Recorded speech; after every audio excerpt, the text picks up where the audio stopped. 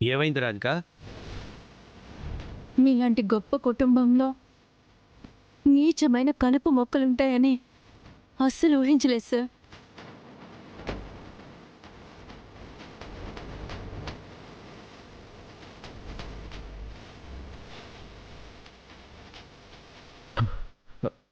Mummy, కాకతీసి గుళ్ళో మనం plan చేసిన షూటర్ గురించి చెప్పేస్తుందా మమ్మీ? చెప్తే చెప్పని దీపక్, వాళ్ళని మనమే సెట్ చేసామని ప్రూఫ్ లేదు కదా. నువ్వేం టెన్షన్ పడకు, ధైర్యంగా ఉండు. మా కుటుంబంలో కలుపు మొక్కలేంటి రాధిక? చెప్పాలంటే చాలా సిగ్గుగా ఉంది సూర్యప్రతాప్ గారు. ఈ విషయం బయటికి తెలిస్తే ఎంత పరువు పోతుందో అని భయంతో నేరుగా మీ ముందుకే వచ్చాను.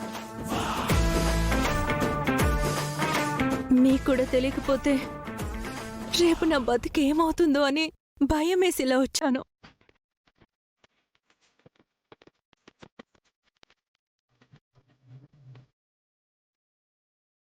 అసలు ఏం జరిగిందో చెప్పకుండా ఏదేదో చెప్తున్నారెందుకండి?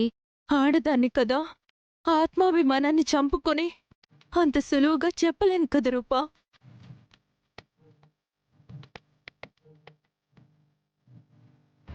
అలా అని నువ్వు చెప్పకపోతే ఏం జరిగిందో ఎలా తెలుస్తుందమ్మా? ఎలాగో నీ బాధ చెప్పుకోవడానికే వచ్చావు కదా, ఇక్కడి దాకా వచ్చి చెప్పుకోవడానికి సంకోచిస్తే ఎలా?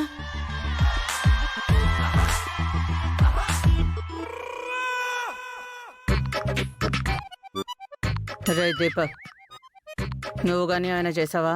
అంత అవకాశం నాకెక్కడిచ్చింది? అదే, నేనేం చేయలేదు మమ్మీ, ప్రామిస్, నేనేం చేయలేదు. చెప్పు రాధిక, ఏం జరిగింది? చెప్పు రాధిక, భయపడకుండా చెప్పు. నాకు భర్త లేడని తెలిసి నాతో తప్పుగా మాట్లాడుతున్నాడు.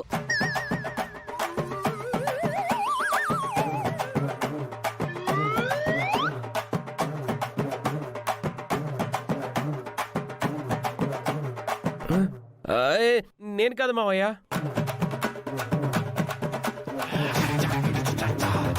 నాకు బాబు ఉన్నాడని చెప్తున్నా కూడా నన్ను మళ్ళీ పెళ్లి చేసుకుంటానని, నా బాబుకి అతను బాబు అవుతానని చెప్తున్నాడు.